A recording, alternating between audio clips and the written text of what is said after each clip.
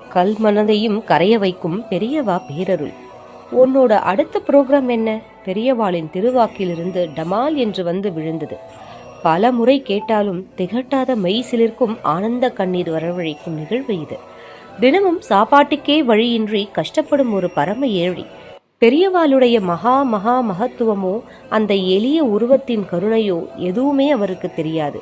ஆனால் பெரியவா இருந்த முகாமுக்கு தினமும் 2 வேளையும் வந்து விடுவார். காரணம், அன்னபூரணி இருக்கும் இடத்தில் அன்னத்துக்கு குறைவேது? வயிறார சாப்பிட்டு விட்டு போவார்.